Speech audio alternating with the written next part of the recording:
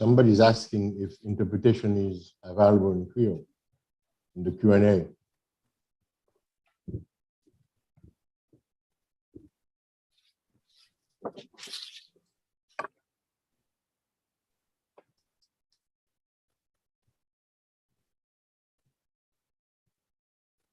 Yes, sorry, one second.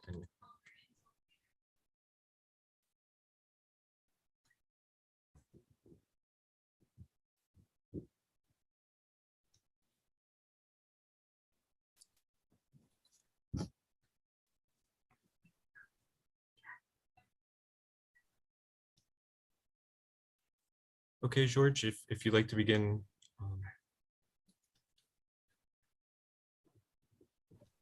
Thank you, Patrick. It is a pleasure to moderate today's session on international aid in Haiti or to Haiti. Welcome to all of you who have registered for this webinar, which is a product of a timely partnership between the Université Quisqueya in Haiti and the Inter-American Dialogue here in Washington, D.C. I'm Georges Fauriol, a member of the steering committee that manages this partnership with the catchy name of Think Tank Haiti. The core objective of Think Tank Haiti initiative is to support Haitian institutional initiatives that will address Haiti's national development potential. Let me therefore, on that note, first introduce Jacky Lumarque for some opening remarks. Jacky is the rector of the Université Quisqueya, chairs the steering committee of Think Tank Haiti, and is also a member of the Inter-American Dialogue. Jacky, the floor is yours. Thank you, George. Mabdi, bonsoir tout le monde à la Wonbade, moun qui en Haïti, moun qui l'autre bout de l'eau, haïtien ou étranger. M'a voyé en pensée spéciale pour haïtien qui vivent en Haïti aujourd'hui, spécialement pour ceux qui vivent dans l'enfer Cité Soleil, dans l'enfer Matissan, dans l'enfer La Plaine, à cause de niveau d'insécurité qui mettait à genoux la police, l'armée, et tout le gouvernement lui-même. Moi, j'espère que le pays qui dit que ses amis Haïti qu'attendait gros réel national ça, et puis, ban nous la main pour aider nous sortir dans la souffrance ça, avant nous toutes fin mourir, grain par grain. Hello, everyone. The president of the dialogue, my colleague and dear friend, Rebecca Bill-Chavez, is unable to attend. So I'm speaking on behalf of both Quisqueya and the dialogue.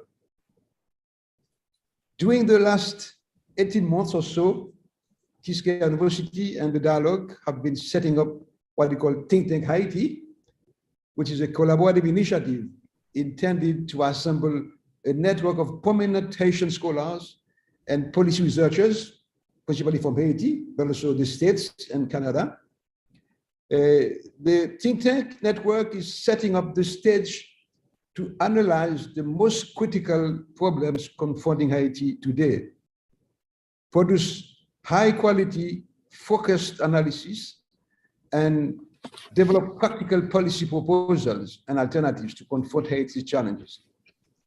I think that can help create new opportunities for Haiti's economic, social, and political progress while protecting at the same time the rights of Haiti's most vulnerable groups.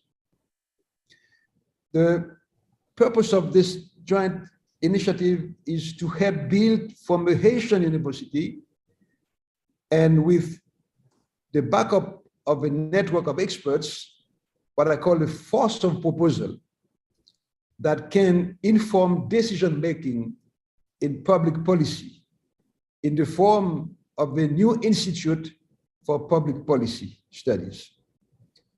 And today's conversation is about international aid in Haiti, its disappointing outcomes, and also potential role in Haiti's future. The exchanges will take place from a study carried out by Daniel Dorsainvil, former Minister of Finance, with the comments of three well-known, eminent, and respected personalities. You already know Michaëlle Jean, Pierre-Marie Boisson, and Jake Johnston. My friend Georges Fauriol is senior associate at CSIS, a dialogue contributor also, expert on Haiti, but also a member of our steering committee, will moderate the panel. This is the 5th webinar organized by Think Tank Haiti, and the first in a series of 3 virtual events Quisqueya and the Dialogue are organizing on international aid in Haiti.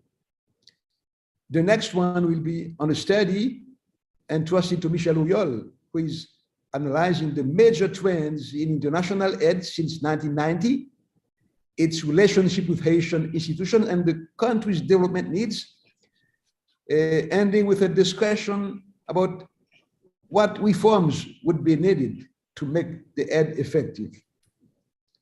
After that, another study, the third one, mobilizing a consortium of 3 Latin American institutions: United Nations Economic Commission for Latin America and the Caribbean, ECLAC, or most familiarly CEPAL, Colegio de México, and Instituto Mora.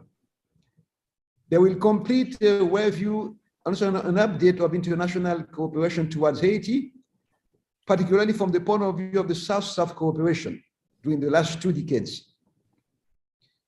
The study will also analyze the Western regional migratory flows and their consequences in terms of reorientation of international cooperation from Latin American countries to Haiti.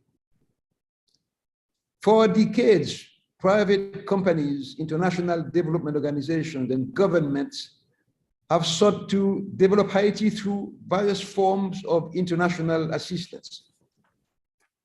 Despite this support, results have fallen short of what donors have hoped to achieve and have not changed the fate of the most vulnerable people in Haiti. Faced with rising prices, food insecurity, and nationwide lockdowns due to the widespread presence of gangs, the Haitian economy and people are suffering. International aid, in its historical form, has not solved Haiti's problems. Yet, as in many other developing countries, it is an important ingredient for economic prosperity. So the need for a thorough assessment of international aid to Haiti has never been more pressing. This is the purpose of our discussion today. Some observers will probably note that the study does not frontally address the hot issue of Petro-Caribe scheme per se, as the study focuses on structures and mechanisms as well as major trends of international aid.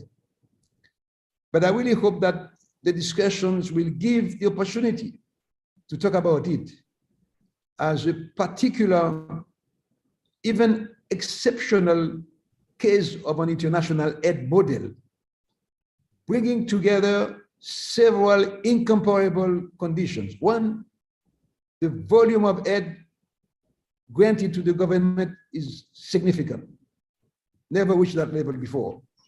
Second, the decision to allocate aid is under the control of the Haitian authorities. And third, there are no conditionality for disbursements. We have never seen this before. And yet, despite these exceptionally favorable conditions, it is the greatest failure in the history of international aid to Haiti. This failure must be questioned in the light of what I call a certain culture of management of public affairs, in which accountability, respect for the public good, and impunity are ignored values and practices. There is like what my friend from the United Nations, Jacky Lumarque, called a guardian note that hampers Haiti's development, whose components are impunity, corruption, and we can also mention an economic model based on rent. This factor, I think, has to be put also on the balance when we try to explain why international aid to Haiti has not been a success. Quoi qu'il en soit, mes amis, je dirais pour terminer qu'aucune forme d'aide internationale ne pourra à elle seule développer Haïti. Le pays doit prendre la voie qui permettra de créer de la croissance en se rendant attractif aux investisseurs privés, en commençant par ceux des Haïtiens eux-mêmes. Il n'y a pas d'autre chemin vers le développement. The need for a thorough assessment of international aid to Haiti has never been more pressing. This is the purpose of our discussion today. Je vous souhaite de bonnes discussions. Merci encore à toi, Georges, pour accepter de modérer le panel. Merci, Jacky. Your remarks are actually a very good departure point to move on to the substance of today's discussion on international aid in Haiti. I should note that it's being held obviously in English, although with French and Creole interpretation available if you look at the bottom of your Zoom screen. We're doing this in English primarily because arguably the perception and often the reality of aid to Haiti is that it is often influenced, heavily influenced by what happens in Washington, Washington's community of actors, not just the US government administration and its key development agencies, but also the role played by other actors, including multilateral development institutions, notably the World Bank, the Inter-American Development Bank, and the IMF. At the same time, as Jacky's remarks highlighted, the key constituency for today's discussion is really in Haiti itself. Hence, the diverse makeup of our panel today, a first-class group of expertise. To save time, let me introduce the panel now in the order that they appear in the program. We will open up with a brief overview of a paper that was commissioned by Think Tank Haiti and is designed to address some of the questions that Jacky noted in his remarks. In some ways, many of Haiti's observers, both in Haiti, both internationally, as well as Haitian actors themselves, find the somewhat perplexing question hard to answer, which is, why have the efforts of a whole host of actors internationally and donor governments have had so little success over time? There's no simple answer, but to help think through this question, as Jacky noted, I'm pleased to welcome Daniel Dorsainvil, who drafted the study that was commissioned by Think Tank Haiti. The paper at this point is in draft form, but eventually will be issued in both English and French. Let me briefly introduce Daniel as well as the three commentators, and then we will move into the substance of the discussion. Daniel Dorsainvil served as the Minister of the Economy and Finance of Haiti from 2006 to 2009. He previously was also the Director of the Monetary and Economic Analysis section of the Bank of the Republic of Haiti. He served in a number of other positions, including Research Assistant Professor at Georgetown University here in Washington, D.C. He's worked at the World Bank and elsewhere. He holds a PhD in economics from the University of Pennsylvania and a master's degree in agricultural economics from Rutgers University. For follow-on discussions, I just noted a moment ago, we have an expert set of commentators, so let me introduce them briefly now. First, Michaëlle Jean. Madame Jean is a leading, I think accurately described, a leading Canadian stateswoman. She's also a former journalist. She served as Governor General of Canada from 2005 to 2010. She's obviously the first Haitian Canadian and Black person to hold that office. She was also for a while, the Secretary General of the Organisation Internationale de la Francophonie. She has she's worked as a journalist and broadcaster for Radio Canada, and the Canadian Broadcasting Corporation, has won numerous awards for her work in journalism, and in her busy life, she's also engaged in work related to assisting victims of domestic violence. Our second commentator is Pierre-Marie Boisson, who is currently chairman of the board of directors of SOGESOL, a microfinance company, itself a subsidiary of SogeBank. Among various other roles that Monsieur Boisson plays, he's also chief economic advisor to the board of SogeBank. He is a member of the executive committee of the Fondation SogeBank, as well as a number of roles that he plays in Haitian society. He holds an MPA from Harvard University, as well as being a graduate in civil engineering from the State University of Haiti. And our third panelist is Jake Johnston, a senior research associate at the Center for Economic Policy Research here in Washington, where his research is primarily, not exclusively, but primarily focused on economic policy in Latin America and the role and interaction of US foreign policy.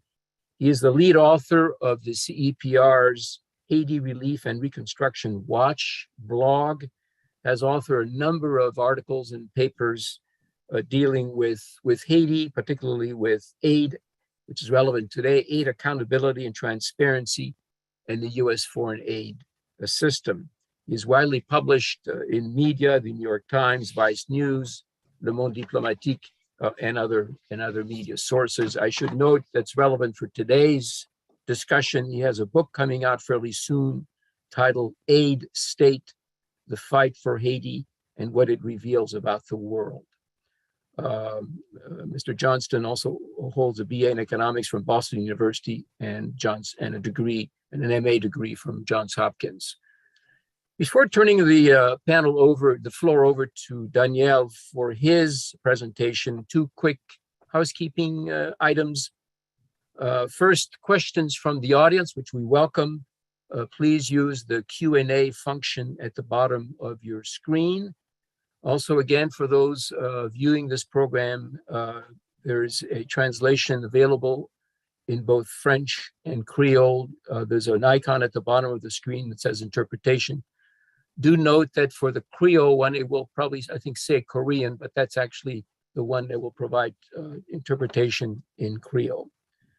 Let me then turn the floor over to Daniel for his presentation. Daniel, the floor is yours. Thank you, George. First, je remercie M. Lumarque pour commenter il fait pour une situation extrêmement difficile que en plus on a passé à Haïti et nous tous nous sentons solidaires avec nous qui a passé avec des problèmes ça. Donc avec ceci, on va commencer la présentation. Bonjour tout le monde. Bonjour tout le monde.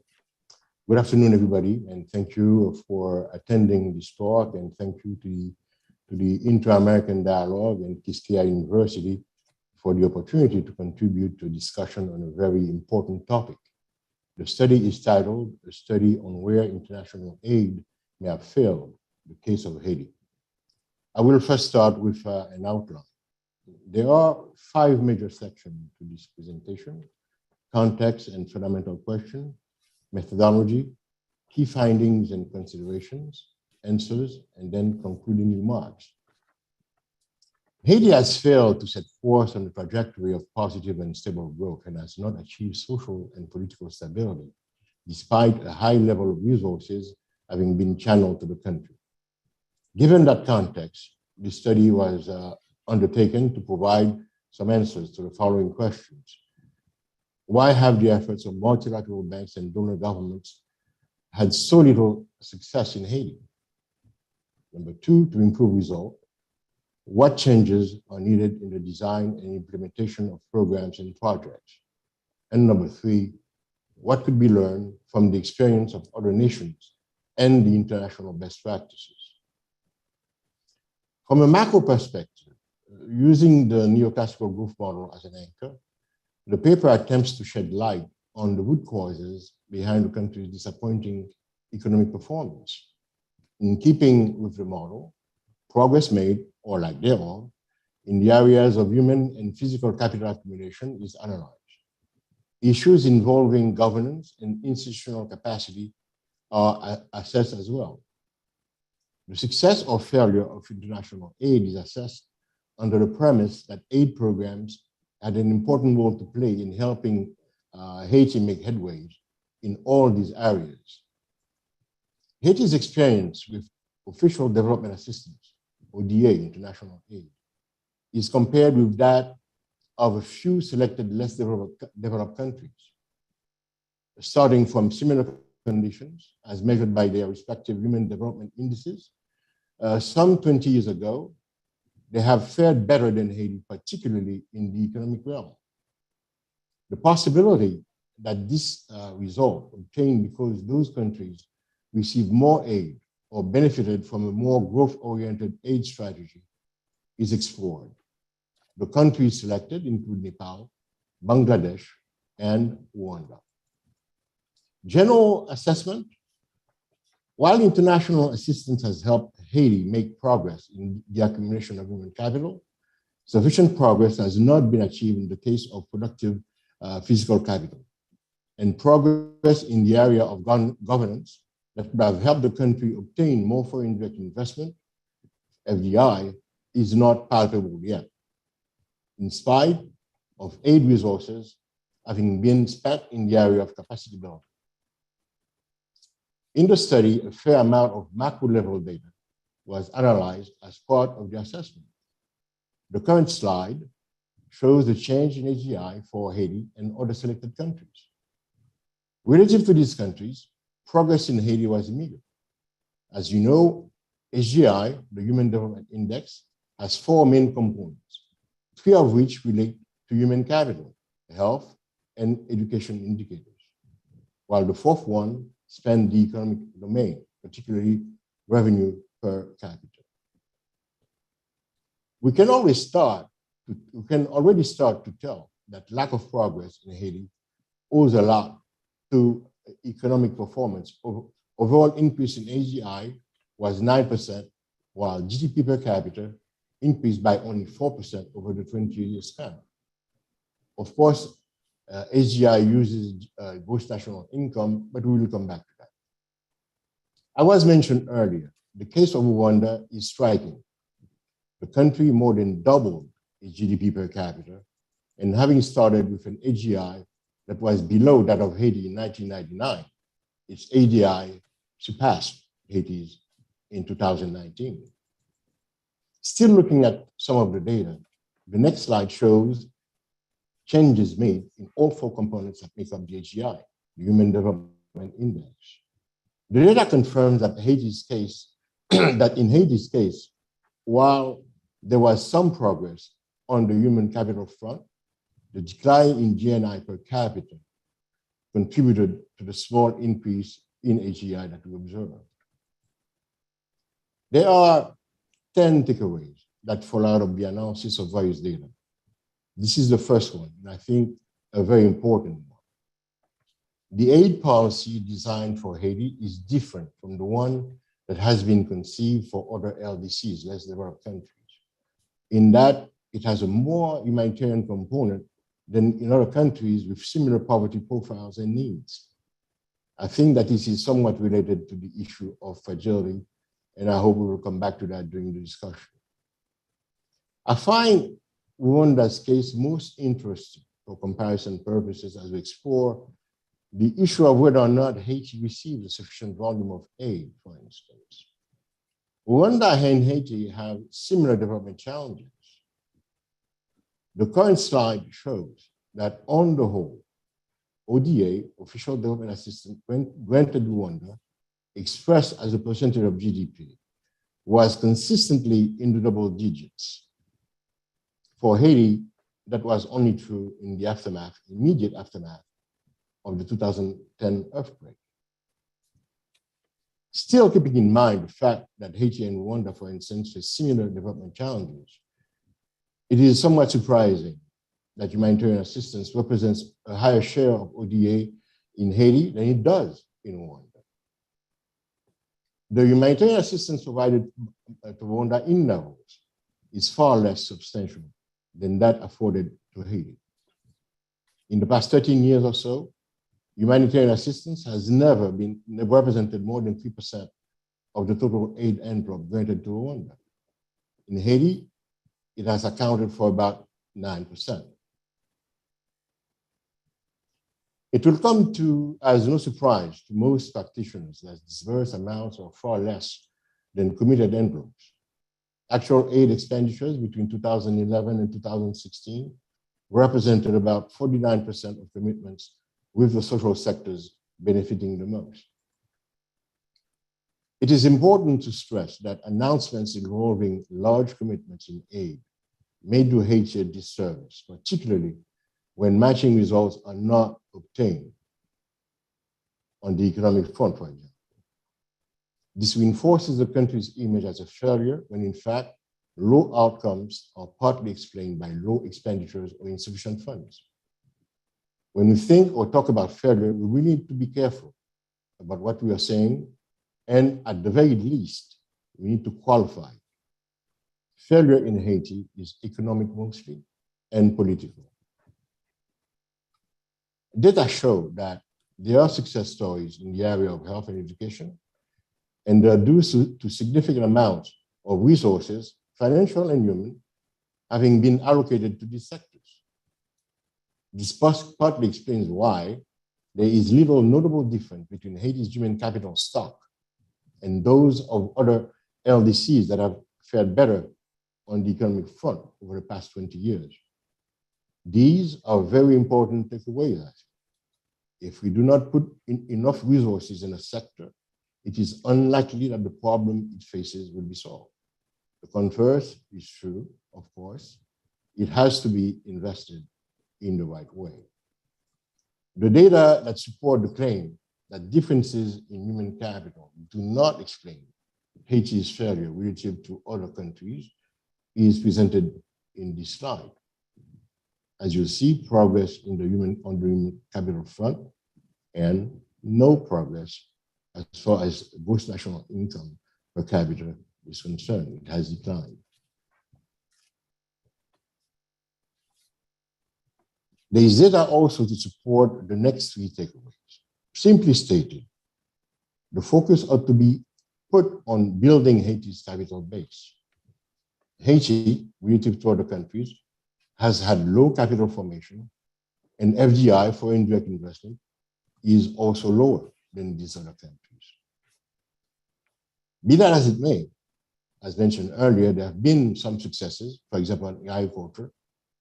According to FAO data, cereal yields have increased, although one must say that overall sector performance is wanting.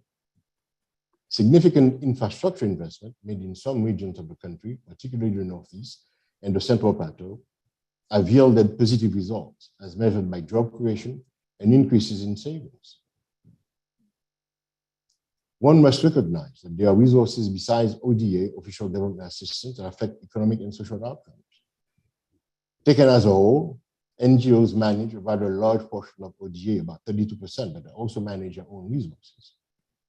NGOs are mostly involved with social sectors and as well as the agricultural sector, where they may have a positive contribution in the area of small-scale agriculture. Resources, as an additional takeaway, in the area of governance, have not yielded the desired result. This may have had a negative impact on stability and security, thinking here about support to the Haitian National Police, which in turn affected the country's ability to attract FDI. It is very important to refer to objective measures of fragility, because if we intend to solve Haiti's fragility, we need to know how, and most importantly, on what to focus. The Fragile State Index developed by the Fund for Peace was analyzed, and Haiti's scores was compared to that of Rwanda. Main differences between the two countries are attributable to economic performance and the political realm, particularly legitimacy and the provision of public services.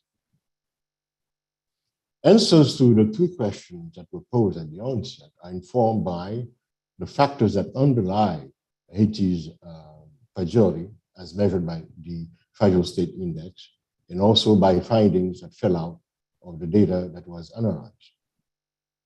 Question number one, why have the efforts of multilateral banks and donor governments had so little success in Haiti? Firstly, an issue of scale. Effective aid package was too little with respect to the challenges. The Haitian economy had suffered severe blows, economic sanctions, and liberal trade policies that decimated its productive base. And this was not fully integrated in the aid package. Number two, absence of clearly stated medium-term economic objectives with well-formulated strategies and action plans. GOH, Government of Haiti document, set global objectives and seldom identify specific quantifiable goals, nor do they include a roadmap or timeline on when to achieve these goals. Priorities globally are not quite clear either. Third, the humanitarian trap. Information was reviewed that suggests that not enough resources were allocated in the productive area, as opposed to humanitarian assistance or the social sectors. Number four, leveraging coordination in alignment, stakeholder consultation. Simply stated, donors need to leverage existing investments and coordinate, that is to time disbursements to ensure maximum economic impact. Number five, public service provision, state credibility and legitimacy. Difficult choices must be made by the government of Haiti and its foreign partners, and most importantly, the government of Haiti, in order to eject Haiti from its current mediocre position. The state can only make those choices if it enjoys sufficient credibility on the part of the populace. It must merit it, of course. But currently, some public services are being provided by NGOs and others instead of the state, rather than on behalf of and under the authority of the state. Such processes fail to help build the necessary bond between the state and the citizenry. Security is the quintessential public good. The inability of the state to provide that fundamental service seals its fate before the Haitian public, first and foremost, and indeed the world, as a failure. Speaking of failure, fragility lies at the core of Haiti's inability to attract the private capital it needs to grow faster. International aid may unwittingly contribute to that fragility by its failure to exert enough of a positive influence in the three main areas in which one scores better than Haiti in terms of fragility: economic decline, public service provision, and legitimacy. Lastly, shocks. Two types of shocks have affected the Haitian economy: political and social disturbances on one hand, and natural disasters on the other hand. Hurricanes, earthquake. To the second question, very briefly, to improve results, what changes are needed in the design and implementation of programs and projects? A greater focus is needed on the economy, front and center. The current level of insecurity that prevails in the capital city cannot deter efforts to plan Haiti's economic renewal. Quite on the contrary, the current crisis makes it all the more urgent. The key question that needs to be answered and go into the design of a plan for a more prosperous Haiti is the following one. What minimum amount of resources is needed to stimulate private investment, domestic and foreign, and where, in order to place Haiti on an accelerated growth path? The third question, what could be learned from the experience of other nations and the international best practices? Briefly, Haiti stands to gain the most from experiences of countries such as Rwanda, which have successfully implemented rapid growth policies. There is no doubt that good governance and strong leadership help that happen. For example, these factors may have influenced the composition of aid, providing relatively less humanitarian assistance than would have been the case otherwise. A few concluding remarks. Haitian performance in foreign aid are not, and I say this emphatically, the unmitigated failure some purport it to be. There are successes in the area of health and education, as we've seen, and a few in the productive sectors. Secondly, aid is delivered in such a way in the social sectors that the state is not able to claim credit for successes. This does not improve state legitimacy, which is a contributor to its fragility, which then affects its ability to attract investment. More emphasis should be placed on reviving the economy. Economic decline and fragility are interdependent.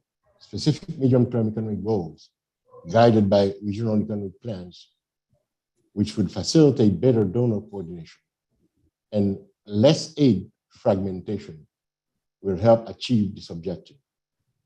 I'm looking forward in that context to the implementation of the Global Fragility Act. This is the end of the presentation.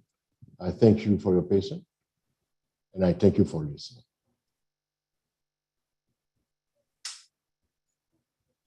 Thank you, Daniel, for this rich presentation. Lots to think about. Before we turn to our commentators, let me sort of follow up on one interesting point that you mentioned in passing. Mm-hmm. The fact, which I think is of interest probably to a large group in our audience today,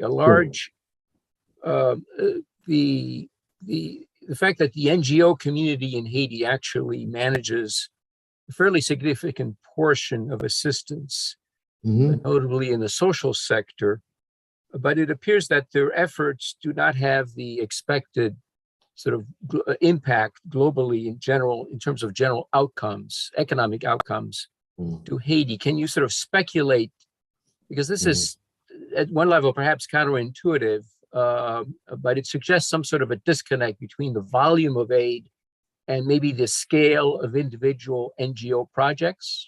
Sure. There could be an issue of scale. There are 160 NGOs, by the last report I read, that are operating in Haiti, and they manage about 32% of the overall aid package.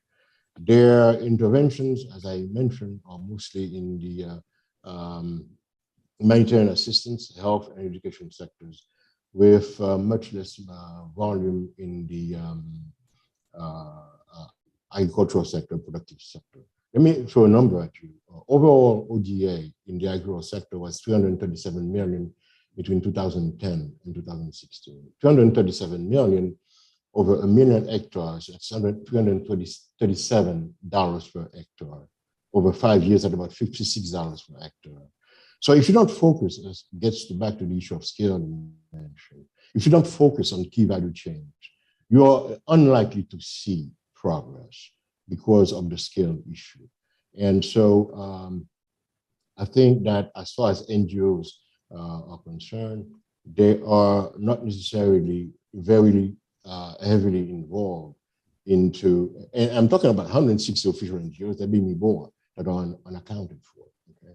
So there is a scale effect, obviously. They are involved in very, different areas of the country. So when we add up all their monies, globally it may not have the transformative effect that it should. For example, it's not the same as, and there's traction towards that now to go into agroforestry projects, and that could be very promising. And there needs to be alignment between what government policy is, particularly the agricultural ministry, and what's going on. I do some level of field work, and I was very happy to see some businesses that are involved in developing agroforestry in the area of cocoa production, for example. So NGOs, some studies have come across my desk in which there is interest from some NGOs to facilitate the development of value chains, but it needs to happen on a scale. Again, it's very important that we don't try to reach too many people, because essentially the individual impact will not be what we want it to be in order to transform our agriculture. Yeah, that's an important sort of a general lesson. Let me actually now turn to our three commentators. First, Madame Jean. Thank you very much, George. Dear friends, chers amis, Bonsoir tout le monde. Dis-nous tout honneur, respect. My remarks will be short and to the point.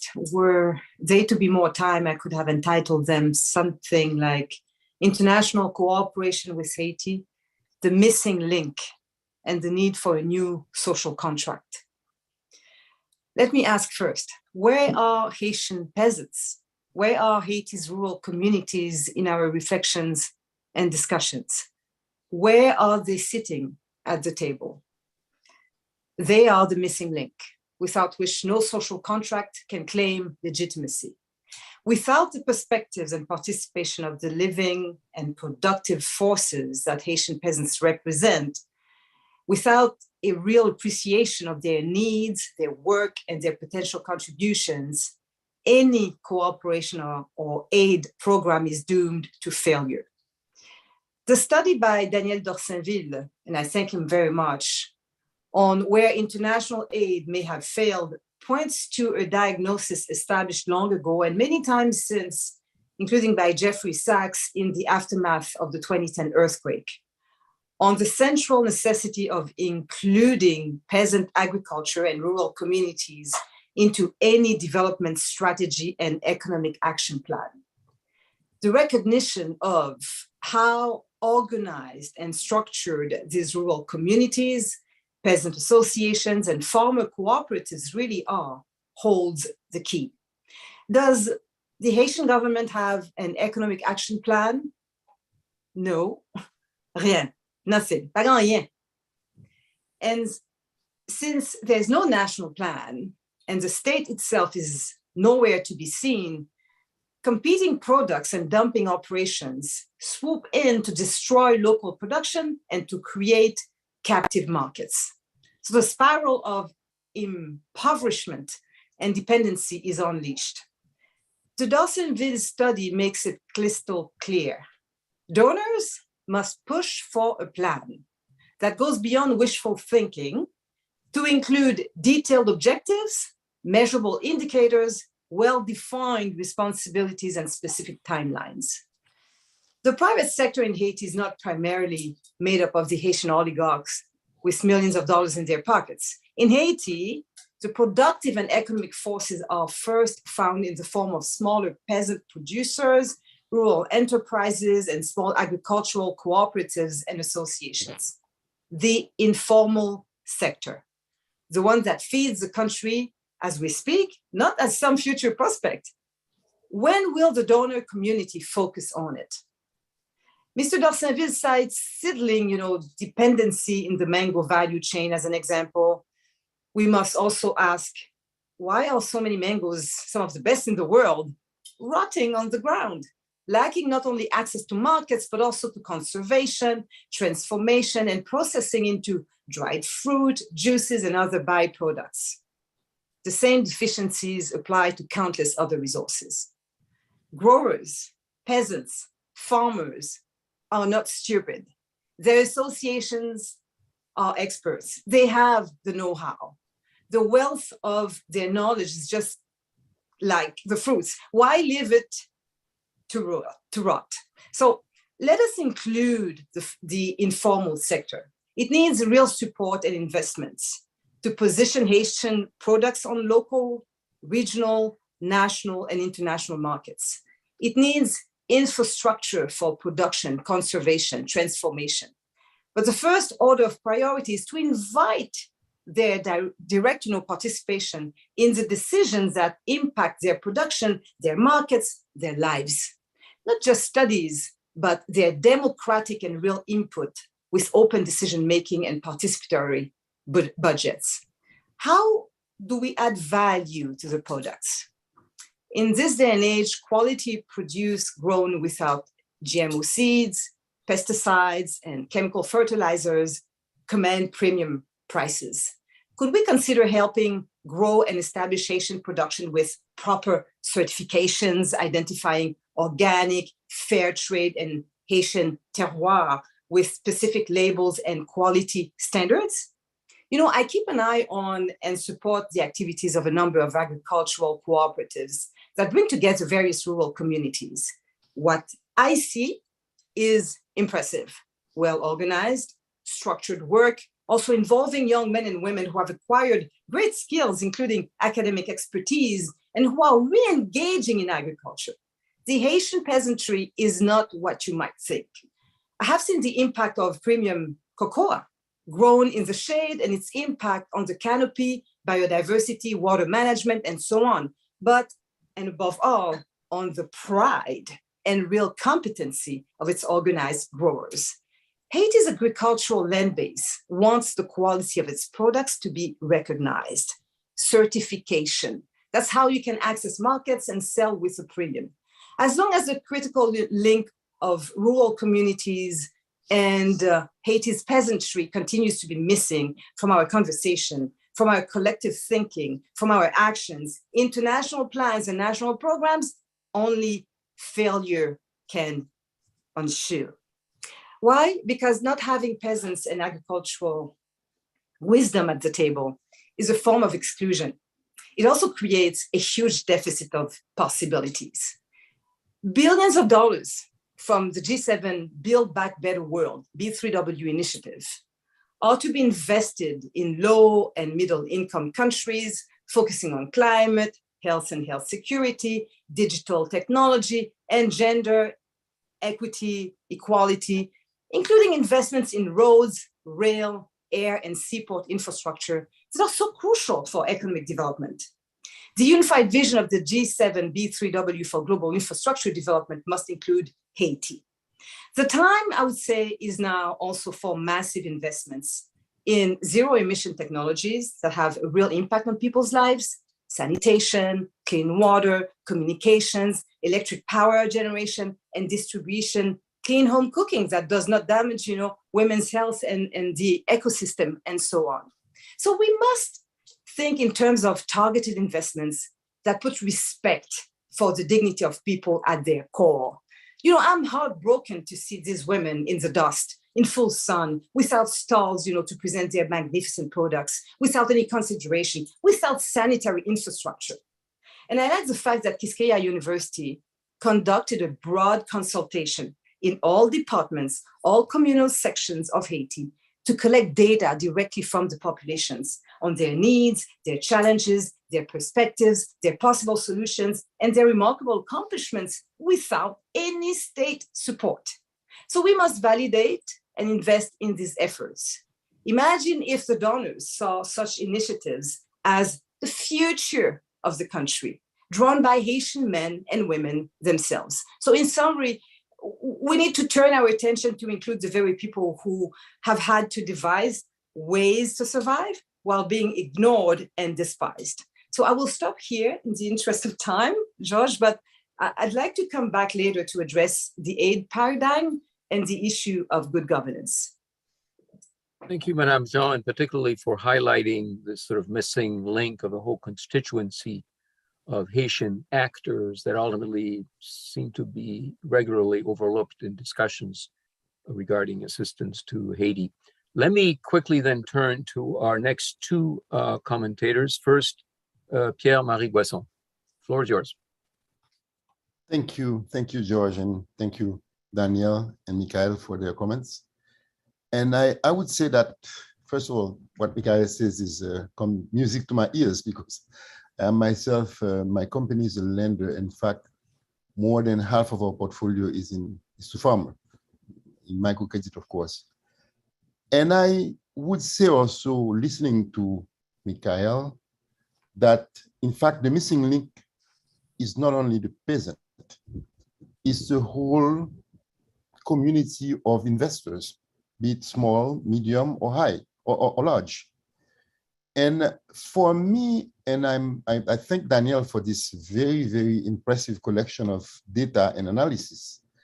My own pick on this is that the paper's main conclusion, from what I see, even though it highlights a lot of linkage that are missing in terms of targeted investment and targeted action, but the paper's main conclusion is that foreign aid could drive growth as a main tool, and provided that it's in sufficient volume and well targeted and coordinated. My own experience and my own pick on this is that growth primarily results from enacting a coherent set of public policies, creating enabling environment conducive to private investment and job creation. Rwanda, in fact, is one of the best examples because it is led by a leader, by a president, openly promoting and acting to promote, to help private investment in this country. Of course, attracting private investment logically requires large public investment, notably in infrastructure and well-targeted social endeavors. And in a fragile country with poor access to financial markets, it's obvious that foreign aid is a key ingredient for having those resources. Having said that, if you have projects that are executed and maybe seemingly necessary, but that now are not coherent, are not inside a strategy, what I would call a business plan for the country, probably they will promote short-term growth. And this is what, in fact, has been planned in most of the plan I've seen, in most of the economic plan I've seen on Haiti, are mostly input-oriented. In other words, you spend money, and when you spend money, you create, you attract a lot of jobs. Obviously, you create jobs, and you have a short-term growth. But it's not sustainable, because to be sustainable, you have to have competitiveness. You have to produce a package of incentives that are attracting private investment, which is the only way to really promote growth. And I must say, to be more precise, because I've been part of an exercise that was very interesting in 2009, 2010. I was member of the Presidential Commission of Competitiveness. And we have highlighted 5 sectors that could create about 1 million jobs in Haiti. And the first of which was portion of our agriculture that can be competitive. It was including animal husbandry, the fruit and vegetable and sectors, the tourism, also industrial production, starting with textile, and not only t-shirt. I'm talking about the whole branch of textile where Haiti has been competitive at some point. And also in areas like the BPO, where you could leverage the resource that are all the university trained people that could be involved in business processing outsourcing. And thinking about Haiti, we have to think about Haiti is a small island with a very small domestic market, because it's a small island with poor people. That means you don't have domestic market for a lot of goods. But we are 700 miles or nautical miles of the USA, which is 25% of the world economy. So our focus should be on very simple thing. Exporting first, because that's where the market is. Exporting invisible goods like tourism. We are a Caribbean island, and we have a lot of advantage, a lot of things that Haiti could sell, like our history, our cuisine, our music, our arts. Haiti could create a lot of jobs in handicraft, for example. And we can also, obviously, and the population of Haiti is a large population by Caribbean standard, so we have a market for food.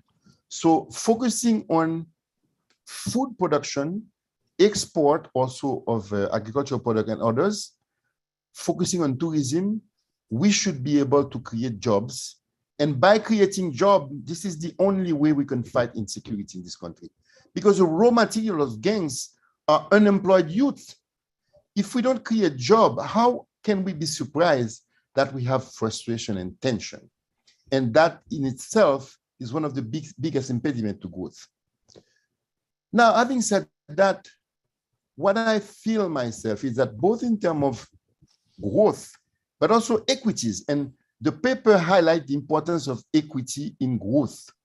I think if you have a situation where you have a very adverse distribution of income, you will kill any stability that is necessary for having private investment.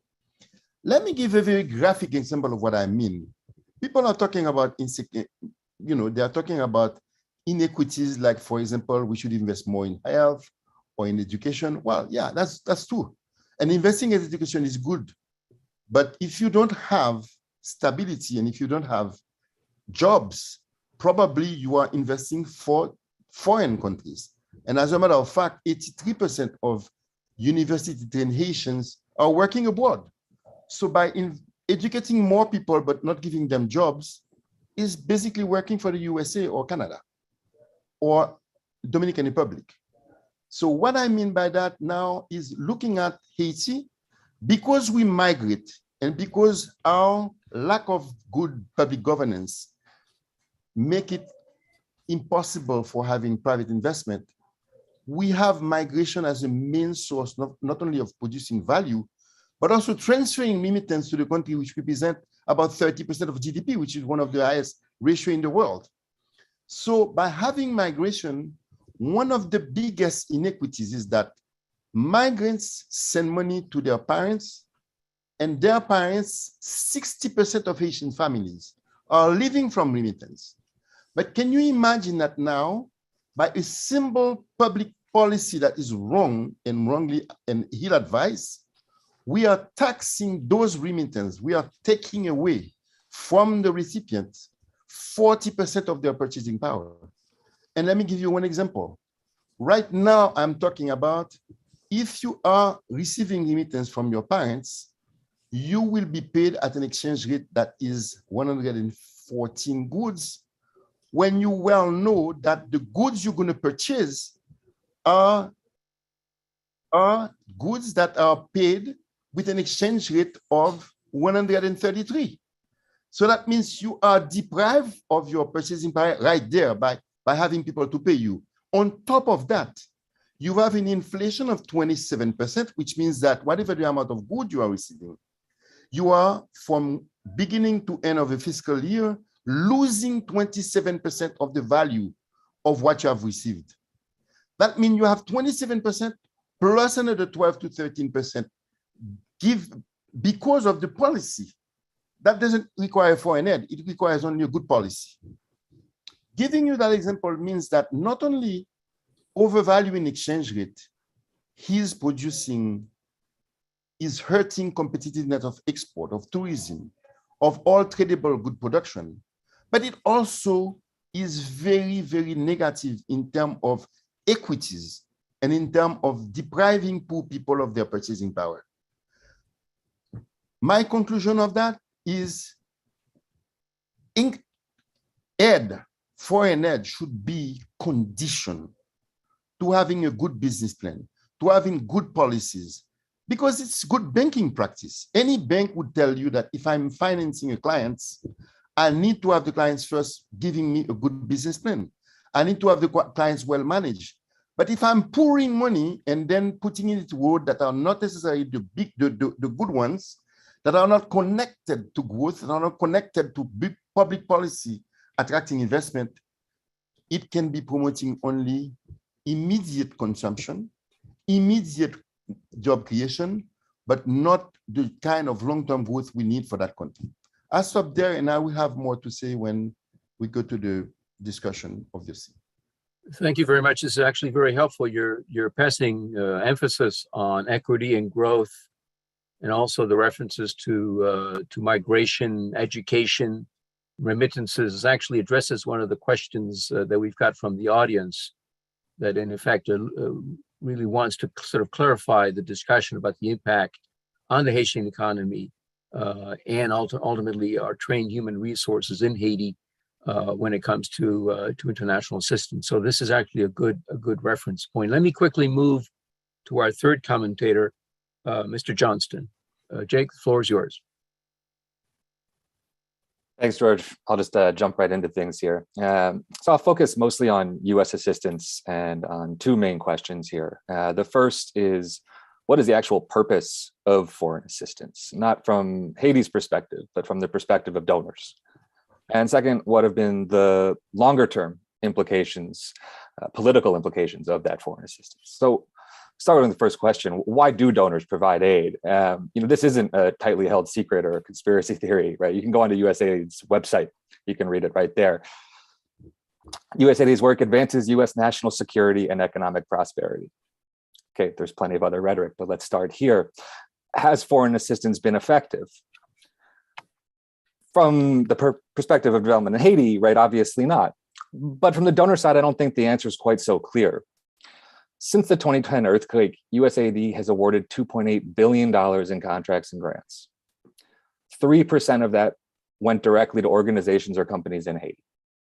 More than half went to a handful of big firms that are all located a few miles from the Inter-American Dialogue's office here in Washington, Maryland, and Virginia. At this point, our aid industry has become a jobs program inside the Beltway, more so than anything resembling real development work.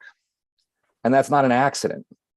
This is exactly how our foreign aid system is supposed to work, how it's been designed to work. It's a system that Congress has built, and it's a system that people are implementing on the ground. Now, could an economically prosperous Haiti be in the national security interest of the US? Of course. But without fail, each time this comes up, it has been our own economic prosperity that has won out. Now, everyone seems to recognize that foreign aid has failed to deliver results on the ground, which is why for more than a decade, USAID has sought to undertake various reform efforts, providing more direct support to local organizations, working more closely with local governments, breaking up the monopoly of the big aid contractors, and yet none have proven successful. The problem is actually implementing any of these reforms requires action on the part of Congress. Members are responsive to their constituents, not the needs of Haitians or others on the receiving end of foreign assistance. Foreign aid system might not work well for Haiti or Haitians, but it's working just fine for almost everybody here in Washington. Next, I think we need to discuss the politics of aid. Quite simply, aid is political and it's used for politics. We have seen this time and time again, from an aid embargo in the early 2000s, the US threatening to withhold post-earthquake aid if the Haitian government didn't arbitrarily overturn election results and place Michel Martelly into the runoff vote. And we can see it on display today, as the US and other donors pledge millions of dollars in assistance to an unelected de facto government in power, thanks to the intervention of those same countries. So finally, as Daniel discusses in this report, right, a lack of governmental legitimacy has been a significant barrier to effective development. I think we can all agree on this. Part of that is because such a large portion of basic services are provided by NGOs and other non-state actors. Over many decades, this undermines the state. It severs a link between the people and their government. And nobody should be surprised when we see turnout rates in elections of 15, 18, 20%, because it's not the government that's actually providing these services. And everyone understands that. Far too often, I think we try and sort of silo each of these issues off, right? So you've got health here, education here, food assistance here, private sector support here, governmental support here, right? And then when one of those things fails or one project fails, we're quick to blame political instability. But we rarely take that step back and look at the bigger picture. For me, it's the siloing itself that reproduces the political instability that's then blamed for each failure. We can't address these things one-off, right?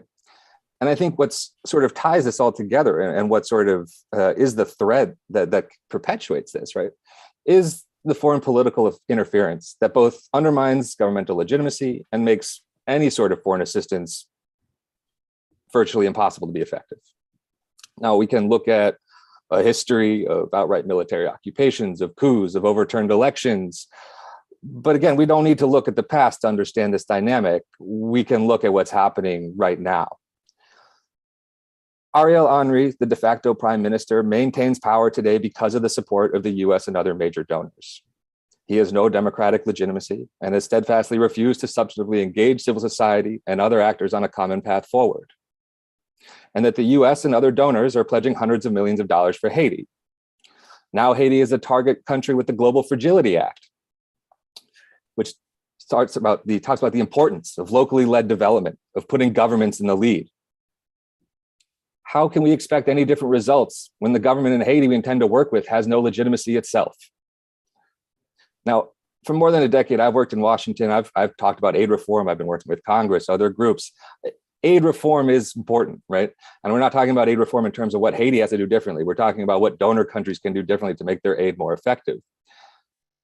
But the reality is, until the US and other foreign powers stop the political interventions in Haiti, stop picking political winners and losers, and allow Haitians to actually take back control of their government and their state, our conversations narrowly focused on aid and foreign assistance are unlikely to change anything. On that very pessimistic note, I'll end my presentation and open things up to the Q&A. Thank you, Jake. Let me actually pick up on that last line of argument about the character of Haitian politics, particularly also the character of the international, particularly US flow of assistance to Haiti, and sort of broaden the discussion, also pick up a few of the items that appear in the Q&A from our audience.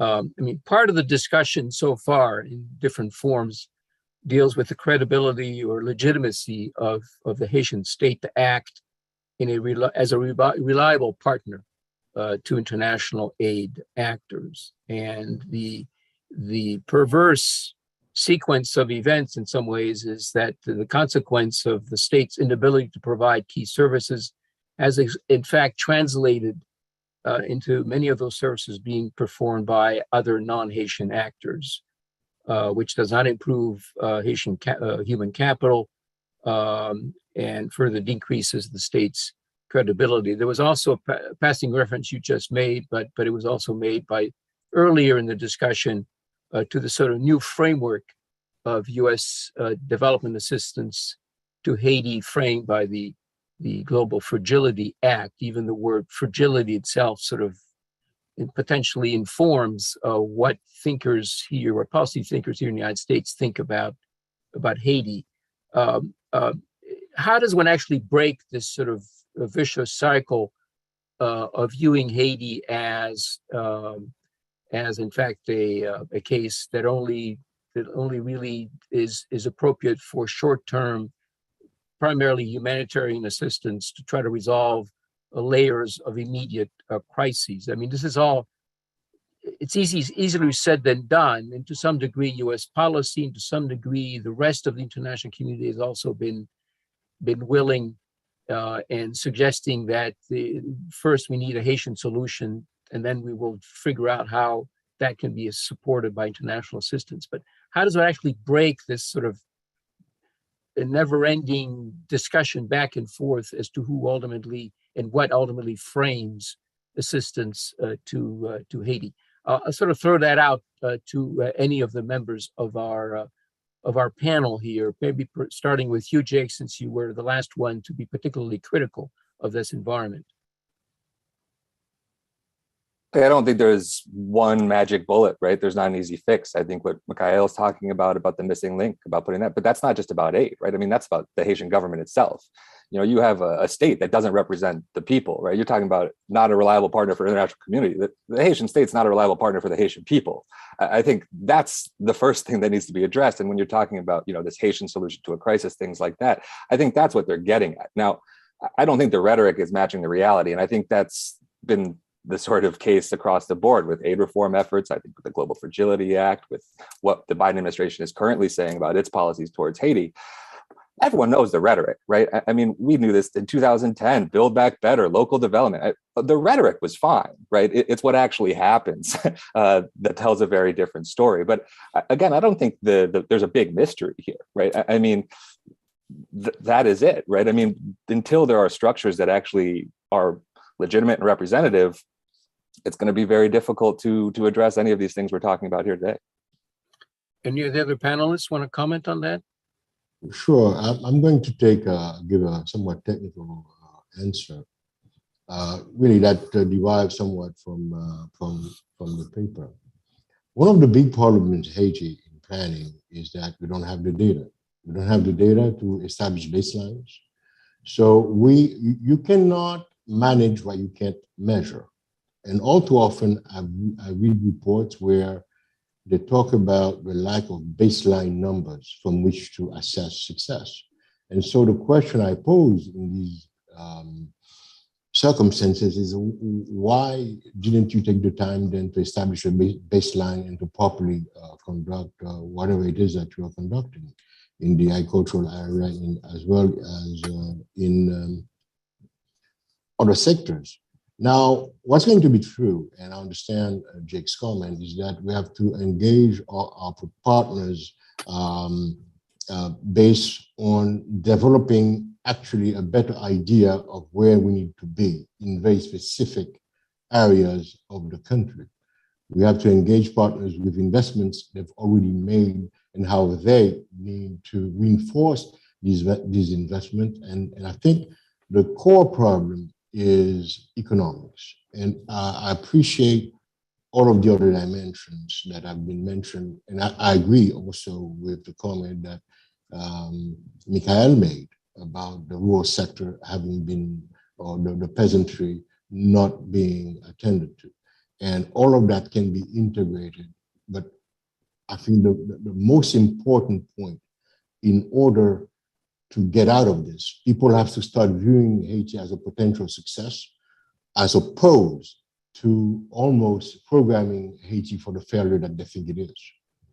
So we have to really think that we can achieve greater success in Haiti. People don't realize that the Haitian economy, as poor as on a per capita basis that we are, is the second largest economy within CARICOM. People don't get that usually. And so the potential that Haiti is needs to be realized. And yes, I believe that a more economically prosperous Haiti is in the national interest of the US, but the Haitian interlocutors, Haitian government, need to put themselves in a position whereas they engage positively, they engage actively with whatever is on the table. For example, we have the integrated economic policy document that has come out as of March 2022. Starting from that, there needs to be a policy response. And obviously, we understand the difficulties of the current administration, but there are some sectors in the Asian public sector, within even the public sector, that need to engage with our partners on these very important issues. There are 3 mission goals that the US has mentioned as part of the implementation of the Global Fragility Act. And then we need to have, for example, in this forum, informed discussions about what that is, whether we agree or not, and how to positively influence what goes into that package, because the US has committed to 10 years. And supposedly with more resources that we need. In the paper, I outlined the fact that we do need more resources in the economic realm. And more economics, success breeds success, failure begets failure. And so we need somewhere to start having more success. I mentioned the Northeast Corridor, and it's not by happenstance. It's because there's significant investment on the ground with which we need to do better. I avoid the paper of finger pointing, naming this donor, would it be bilateral or multilateral, because we're talking about very sensitive issues. But a lot of donors, both multilateral and bilateral, have assets on the ground, not just physical assets, but knowledge, assets on the ground. And they need to sit down. On the political front, we know how to sit down and do something at the core group. On the economic front, we need to do the same and coordinate so that we actually, with Haitian partners, social and civil society, and I agree with Michaëlle, we need to integrate the local actors in that, so that we achieve greater success. And because I think one of the basic problems is that even we Haitians are starting to integrate the fact that perhaps we are failures, and which is a very bad situation. Madame Jean, since your name has been mentioned several times, you want to follow up? Yeah, of course. Jake Johnston, Pierre-Marie Boisson, Daniel Dorsainvil, and myself, and with you too, with the comments you're making, George, all agree that we cannot address the issue of international aid from within the failed paradigm of aid itself. So to achieve our purpose, top-down, technocratic, deus ex machina imperial saviorism will not cut it. So as Daniel Dorsainvil rightly observes in his study, everywhere you go, the Haitian landscape is littered with vestiges of infrastructure from past projects. They sit there idle, greatly depleted, and of course unused, a gift to a non-viable entity. Aid is too narrow a box. It prevents proper thinking, that box that has long burst open and forces us to think outside it. So we must stop thinking international cooperation and international aid, if we must call it that, solely in terms of the closed-in, tight circle of power holders who live in the capital city of Port-au-Prince. Okay, what originates in Port-au-Prince? What lives in Port-au-Prince? Hordes of eternally displaced people, of course, fleeing despair and a life of destitution. But above all, Port-au-Prince is where not visionary nor strategic, but predatory forms of power have nested, where the power of corruption breeds bad governance and impunity.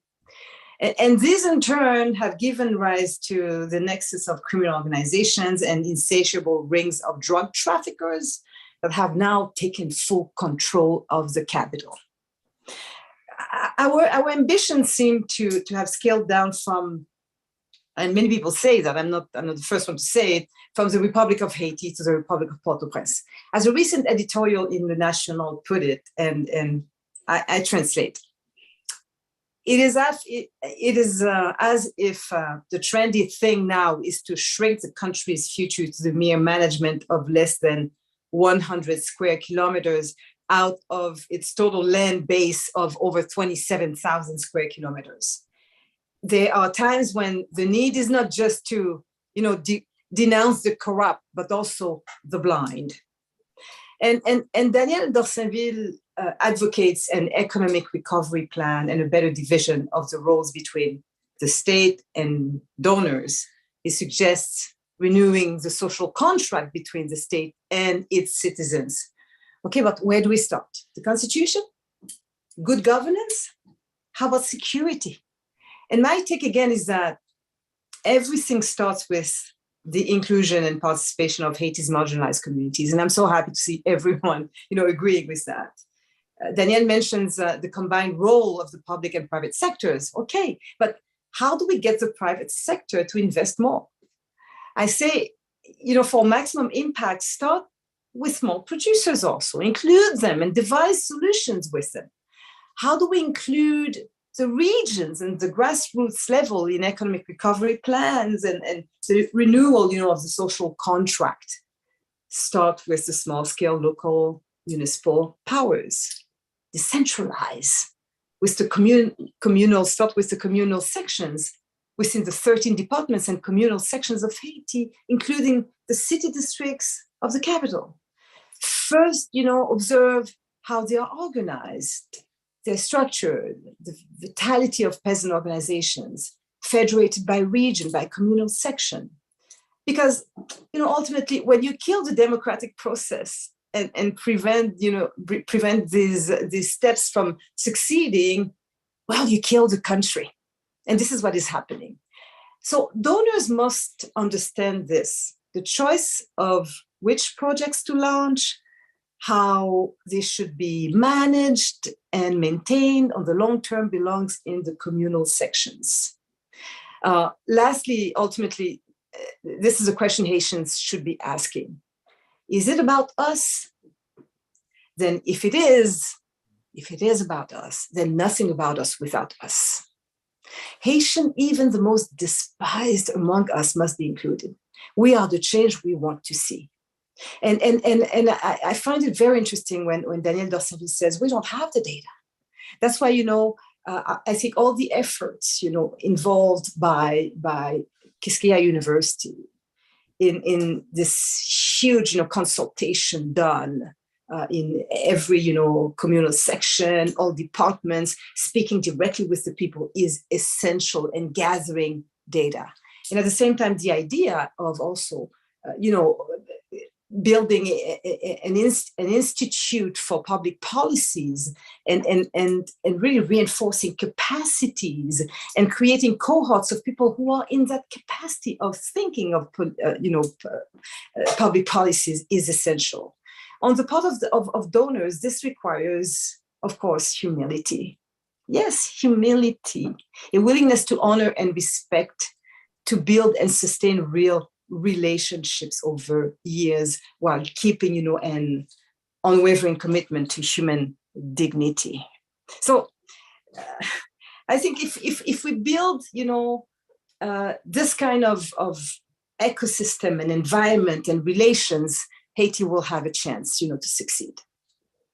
Thank you. Those are actually very refreshing, if a bit harsh, lines of thinking. But let me give the floor to Pierre-Marie. I'm sure you've got some thoughts on this as well. Yes, it may be surprising to you, but we need a different kind of aid for a different reason. If you look at Haiti, we are starting any exercise, any political exercise, start to rebuild Haiti, start with two concerns that are major. First of all, the weight of history and mistrust, traditional mistrust between actors, and especially between the population and any rulers whatsoever, okay? And the concept of poverty.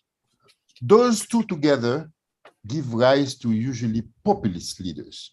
And it's true all over the world.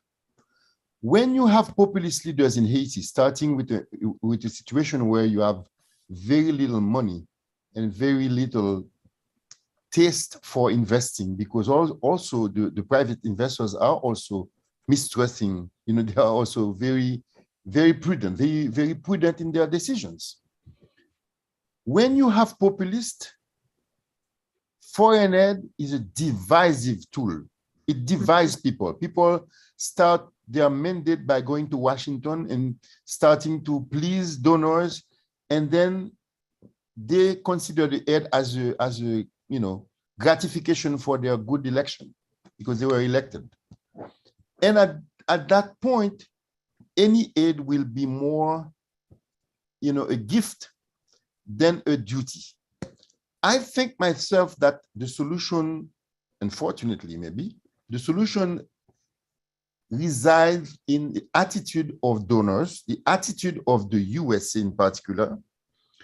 We should start by starting to put Haitians together, using Université Quisqueya, using other tools to try to have, first, before giving money, a consensus building, basically, exercise where you would really see what is necessary for Haitians themselves, Haitian investors, Haitian peasants, Haitian students, to stay in the country when they can and contribute to growth.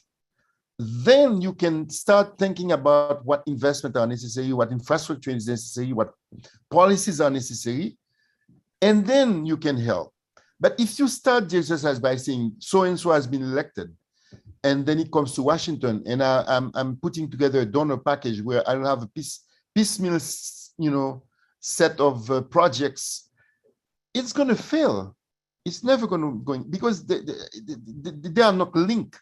There is not a fil conducteur where you can say, okay, I'm going to build an exercise where in 15 years or 10 years, I'll have an economy that's twice bigger or 3 times what it is now. That's my 2 cents. So in other words, it's important for understanding. It's not a matter of purely saying, I need a Haitian solution to the crisis. Because what? You have people in Haiti that are very powerful vis-a-vis the rest. And if you say Haitian solution, you have people putting together to be the next populist. But the people who are the peasant, who are the SMEs, who are the small investors, will not be included because you are starting with the premise that it's a Haitian solution. You have yourself to say, I am a banker. Let me make sure that I have in front of me the real Haiti. and not necessarily the people who are going to be the next populists and wasting the money in projects that are not going to go anywhere. That's maybe difficult to hear or to realize, but I think this is my own experience.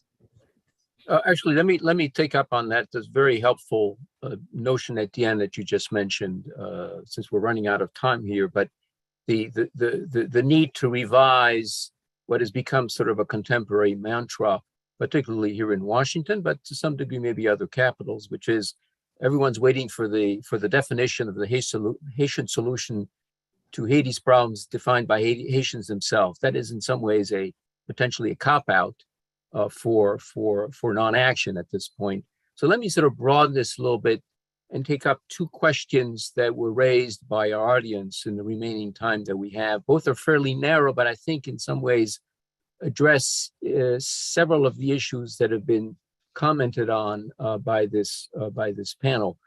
One of them is one that appeared is credited to the relationship with the New York Times series that was recently published that dealt with in effect the double debt of independence, and how that has ultimately had an impact on the rest of the track of Haitian development well into this century. What in fact, or is there a lesson, or is there something that donor agencies, actors involved in this environment should incorporate into their programs or policies to address that sort of general question, or whether that is in some ways an interesting historical question and one potentially of fact, but potentially really further complicates an already, as this discussion has shown, an already complicated set of conflicting issues. I'll leave it open to anyone who wants to address that. Pierre-Marie, go ahead. Short answer. It will be your next Petro Caribe. Okay. I think the issue is not money. The issue for any fragile country, money is the end, at the end and not at the beginning.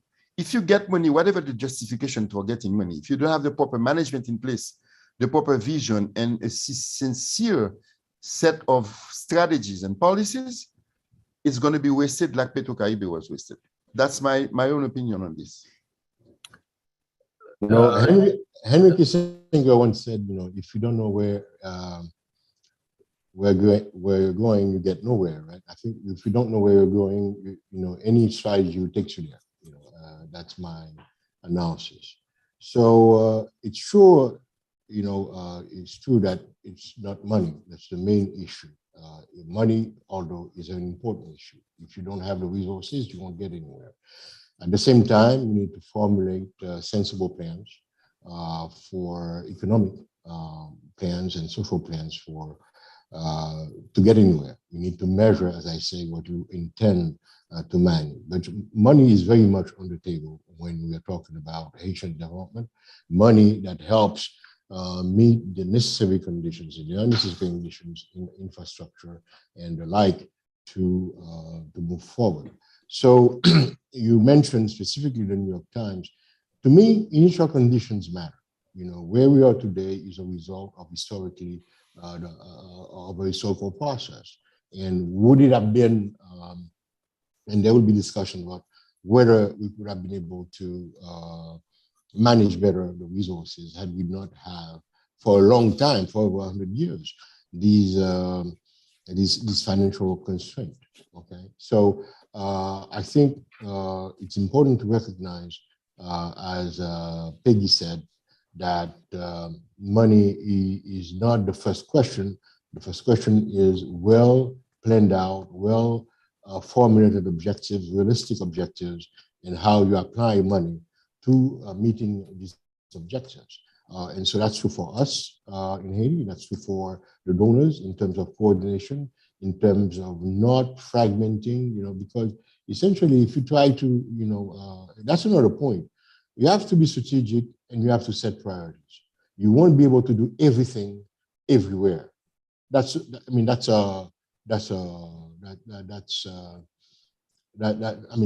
a simple reality. So since you're not going to be able to do everything and everywhere, and there are going to be priorities, there's going to be, of course, a discussion with political partners about essentially, if we have a parliament, you're going to have to explain to Senator X and Deputy Y why you're not putting more money in their community. So this is then there needs to be understanding, there needs to be dialogue about what the priorities are and why we're going to allocate resources where we allocate them. But you know, we need to increase aid, you know, to meet these challenges. We need to leverage the existing investments to better with what we have, and so I think that we don't want to send out the message that, you know, again, we talked about Petro-Caribe. Yes, Petro-Caribe was an opportunity, $1.6 billion in expenditures, 57% of which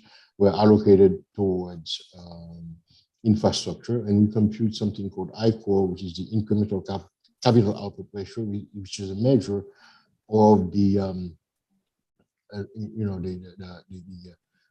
how good an investment is.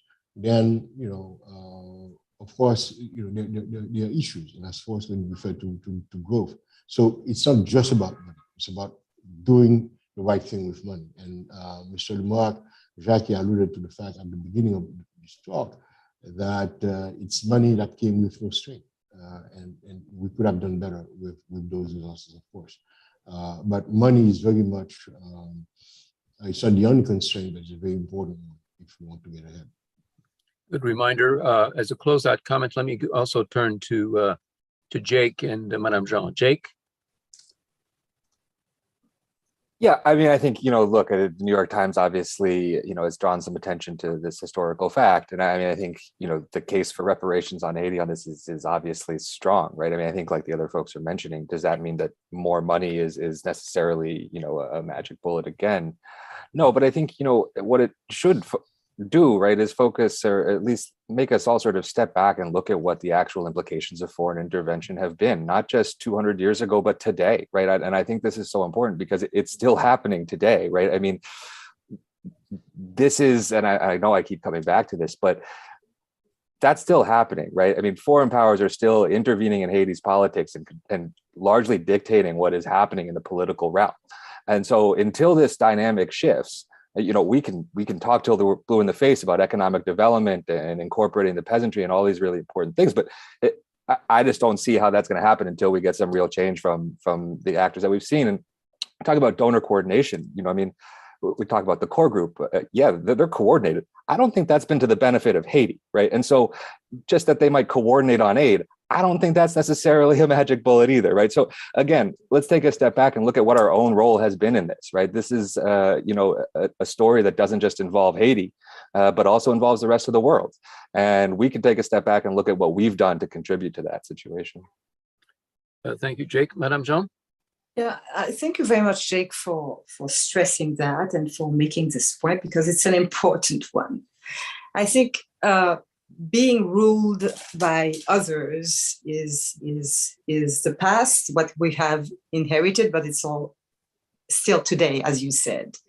And you know, look at how much, you know, institutions in Haiti have been dismantled by, you know, by the government of Moise and Martelly before him. Now we have a de facto government imposed by the powers, you know, international and foreign powers, and of course with the mandate of organizing elections, where people, you know, in Haiti are looking at all this, and there is a total erosion of trust. So what will happen? Like, yes, maybe in 2 years from now, elections organized with 6% of participation because there's no trust. I mean, we saw the IMF, you know, negotiating with the government of the de facto government of Haiti recently. We don't even know what they've been, you know, negotiating on. It's terrible because it creates a situation where there's no sovereignty. Haiti has lost its sovereignty. And of course, this issue is major because what it takes for Haiti, because if you want good cooperation, you have to know exactly where you're going. You have to know exactly what you want to say yes to and what you want to say no to. You have to have a plan. You have to, you have to have a strategic plan of sustainable development, and also taking in consideration, of course, the common good, and so that's why I find that people who are asking for, and in all demonstrations recently since 2018, what have we heard people asking for? The return to constitutional order, the respect of the rule of law, the end of corruption and impunity, an audit on some, scandals like the Petro-Caribe scandal.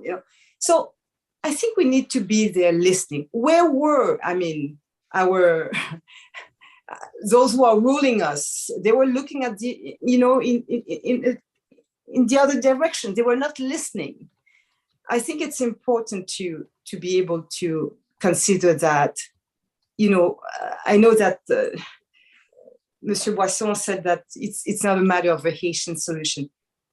Of course it is. Of course it is. But coming, from a system that is legitimate, and that legitimacy is crucial, and it takes good governance. With really a vision, that's essential. That's really, really essential. So I find that the more we'll be listening to people's aspirations, and good governance it has to be inclusive. The more Haiti will have a chance really to overcome the situation it is in right now. And it's more than a question of money, because it's really a matter of vision. Thank you. Those strong sort of observations, however, leave me with as the moderator, with a painful decision that we have to conclude our discussion. We're actually over time. What this discussion ultimately sort of highlights is a very rich environment of a lot of conflicting issues. This is in some ways a work in progress. As Jacky Lumarque noted in his introductory remarks, there are actually 2 other webinars that ultimately will be scheduled over the next several weeks. And we'll continue this discussion that we've just sort of touched on today with the discussion of the paper. To be able to kind of conclude this discussion, at least for now, let me turn back to Daniel Dorsainvil with some final comments. Thank you very much, George. And again, thank you, everybody that participated in this discussion. I tend to have a tendency to look for solutions and to look for anchors, leverages for me to move forward, because otherwise one gets lost. This is the beginning of a necessary dialogue to know on what level we need to act in order to have a more prosperous Haiti. And I believe that the notion that Haiti is a necessary failure is something that we need to shake. And we need to actually, all of us, we need to focus on how we're going to build these successes and progressively to shake off this mental of failure that Haiti suffers. And a lot of the panelists have mentioned, I've made some very important points.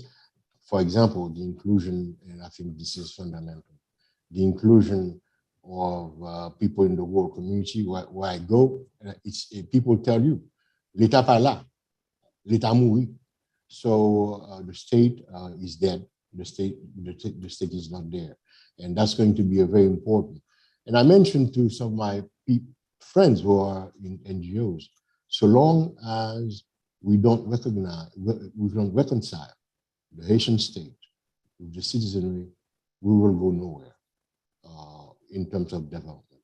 It is absolutely necessary to make the Haitian state relevant in the daily lives in a positive manner of Haitian citizens, men and women, city dwellers, as well as people who live in our rural areas. You know, I mean, I was impressed in one last field work that I did, and this is again a success. It's not foreign aid, but it's a success story. I met this one guy who had an agroforestry unit, and he was growing trees. You know, he had planted enough forest trees so that in 15 years' time, he would send his 3 daughters to university. And so when I looked at this guy, this is within the Cocoa agroforestry project being helped along by a social entrepreneur. And and I think these are the kind of successes multiplied by 50,000, multiplied by 80,000 that we need to do. So that when you think of poverty, you think of short-sightedness, you think of people who don't have vision. He's this guy. He's planted enough trees so that he's sure that in 15 years' time, he'll have enough money to send his 3 daughters to the university. So I think it's just impressive.